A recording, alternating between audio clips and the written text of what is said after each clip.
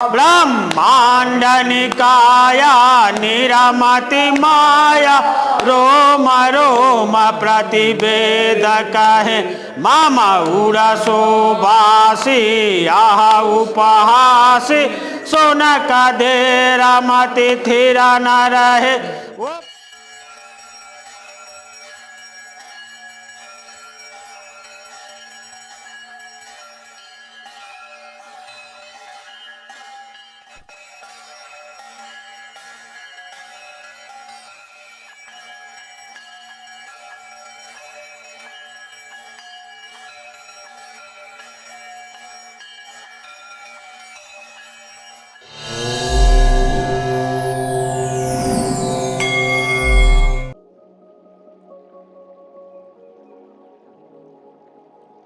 जय सिया राम, नमस्कार, प्रणाम। मैं अमीय भूषण। प्रभु श्री राम के जीवन की जो प्रथम यात्रा है, जो अयोध्या के दशरथ महल से प्रारंभ होती है, उस यात्रा के पावन पवित्र तीर्थ स्थलों की यात्रा करते हुए एक और गंतव्य पर हम आ चुके हैं। इस यात्रा में हमारे साथ डॉक्टर राम अवतार शर्मा जी भी हैं।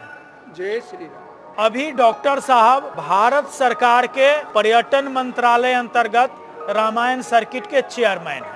इनसे हम लोग जानेंगे कि वाल्मीकि रामायण, रामचरितमानस या अन्य स्थानों पर कहां-कहां किन स्थानों का वर्णन है, उसकी क्या महत्ता है। तो हम लोग बिहार अवस्थित मधुबनी जिले के बिसौल नामक गांव में आए हैं। ये बिसौल अपभ्रंश है विश्वामित्र आश्रम का। तो यहाँ की क्या महत्ता है, यहाँ की क्या कथा है, यहाँ के पूज्य महाराज जी, पुजारी जी और डॉक्टर राम अवतार शर्मा जी से हम लोग इसको जानेंगे। सुंदर सदन सुखद सब काला, तहां बासुलय दीन भुआला।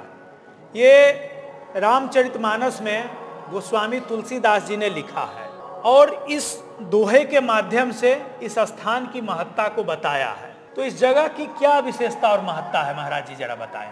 ये जगह की महत्व यह है कि जग पूरा करने के लिए साथ में राम लक्ष्मण को लेकर आए थे गोस्वामी जी।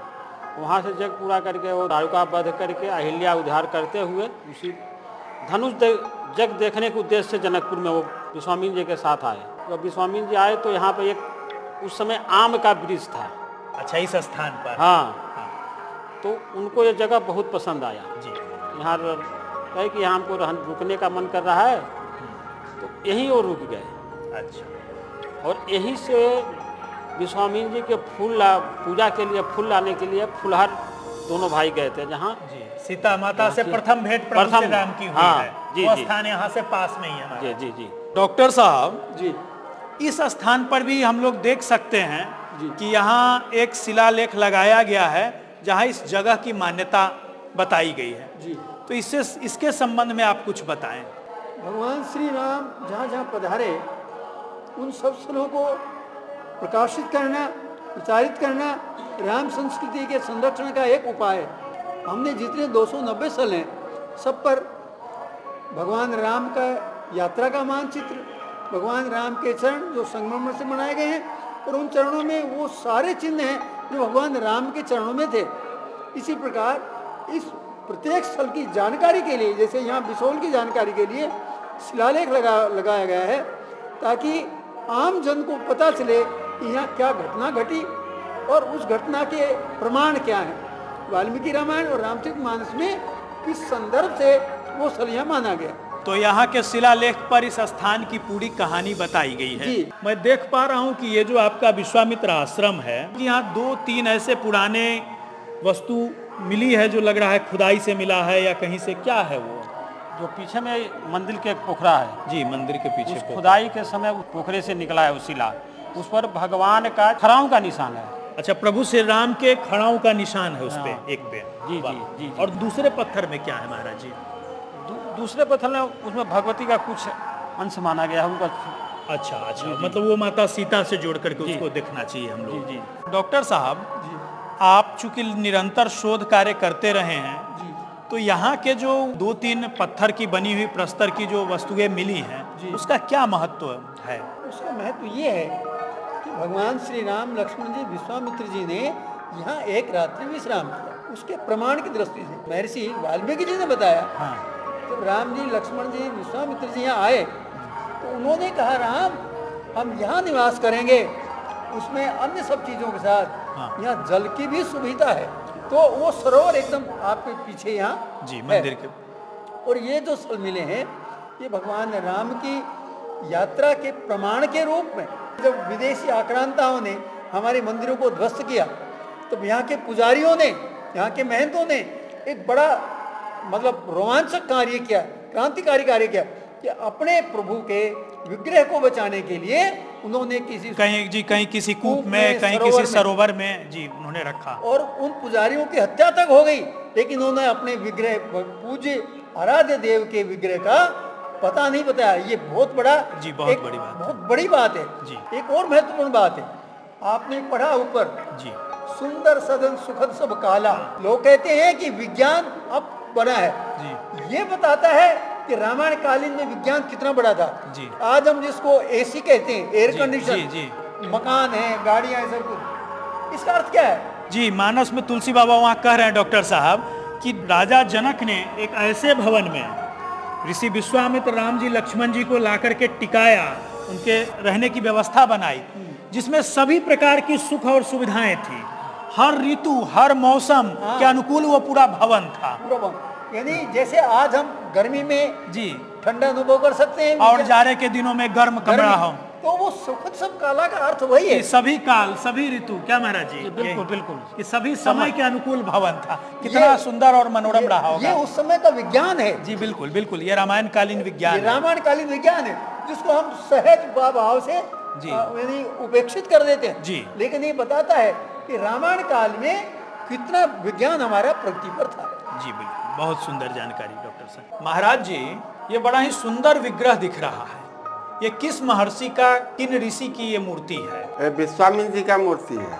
ऋषि विश्वामित्र की ये मूर्ति है जी। प्रभु श्री राम की ये जो प्रथम यात्रा है, इस यात्रा के क्रम में हम लोगों ने मार्ग में कई स्थानों पर देखा है जहां ऋषि विश्वामित्र और राम और लक्ष्मण जी की प्रतिमा लगी है, लेकिन यहाँ की मूर्ति थोड़ी अलग लग रही है और अपने आप में ये मूर्ति कुछ कहानी कह रही है। तो ये मूर्ति कहाँ से मिली? आप लोगों ने इस मूर्ति को बनवाया है या कहीं से आपको प्राप्त हुआ है? क्या है इस मूर्ति का? मूर्ति जो है से पोखरा से निकला हुआ है, एक शिला भी है, एक और भी है, ये सब पोखरे से निकला हुआ है। डॉक्टर साहब जी, आप एक लंबे समय से प्रभु श्री राम और माता सीता से जुड़े पावन स्थलों पर शोध कर रहे हैं। यहाँ जैसा कि पुजारी जी ने बताया कि यहाँ पीछे जो पोखर है मंदिर के, उसमें पहले खुदाई हुई और उस खुदाई में प्रभु श्री राम के चरण चिन्ह का भी शिला मिला है जी। एक माता जानकी सीता माता से जुड़ा भी एक प्रस्तर मिला है जी।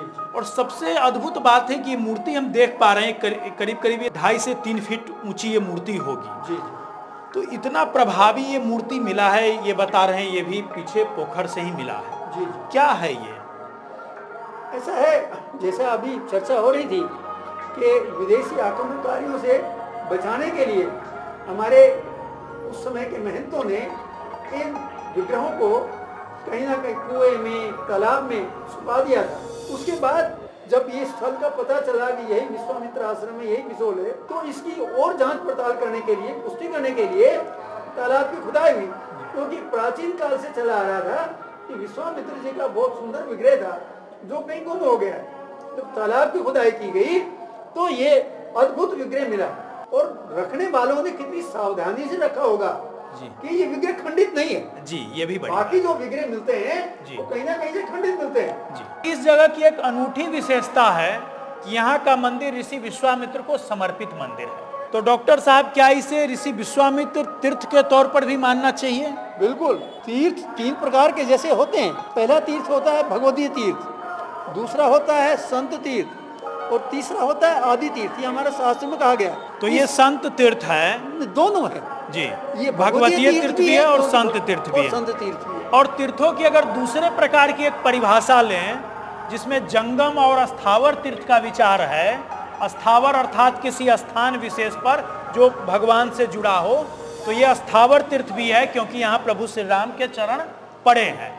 और कहते हैं कि जहाँ संतों के चरण पड़े हों, जहाँ संत रहते हों, वो भी एक तीर्थ है, उसे जंगम तीर्थ कहते हैं। तो इस नाते ये जंगम और स्थावर तीर्थ भी स्थान है। मिथिला में जो फागुन के महीने में परिक्रमा चलती है, उस क्रम में भी यात्रा समापन पूर्व यहाँ आती है और तब बड़ा ही भव्य और दिव्य यहाँ भंडारा होता है। लोग तो यही मानते हैं कि प्रभु श्री राम जब अनुज लक्ष्मण और ऋषि विश्वामित्र के साथ धनुष यज्ञ सीता स्वयंवर में आए होंगे तो स्वाभाविक तौर पर वो जनकपुर नगर में रुके होंगे, लेकिन ये बात पूरी तरह सत्य नहीं है, कम से कम वर्तमान के संदर्भों में, क्योंकि प्रभु श्री राम का जो कालखंड था उस समय नेपाल और भारत कोई अलग अलग राजनीतिक इकाई नहीं थे। वहीं उस समय का जनकपुर नगर और आज के जनकपुर नगर के भूगोल में भी अंतर आया है। शास्त्रों में, राम कथाओं में जनकपुर नगर मिथिलापुरी का भौगोलिक परिक्षेत्र जो बताया गया है तो उसमें कहा गया है कि जनकपुरी के चारों कोनों पे एक एक शिवालय है। मैं ठीक कह पा रहा हूँ महाराज जी? जी। जैसे कि जनकपुर नगरी के पूरब और दक्षिण के कोने पर कलानेश्वर महादेव जी। और पश्चिम और दक्षिण के कोण पर जलेश्वर नामक शिवालय है।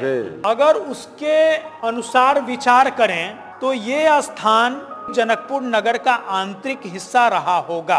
तो ये जो आज लोगों के मन में होता है सवाल कि सीता मैया का जो विवाह स्थल है वो स्वाभाविक है कि जनकपुर में हुआ और जनकपुर नेपाल में है, तो सामान्यतः श्रद्धालु ये मान बैठते हैं कि सीता मैया का जन्म भी और प्रभु श्री राम जहां आए, जिस स्थान पर ऋषि विश्वामित्र के साथ डेरा डाला, जिस अतिथि भवन में रुके, जहां अपने गुरुदेव विश्वामित्र के लिए वो फूल लोढ़ने जाते थे, पुष्प चुनने जाते थे फुलवारी में, और जहां सीता माता से प्रभु श्री राम का प्रथम साक्षात्कार हुआ, भेंट हुई, वो स्थान भी नेपाल के अंदर होंगे।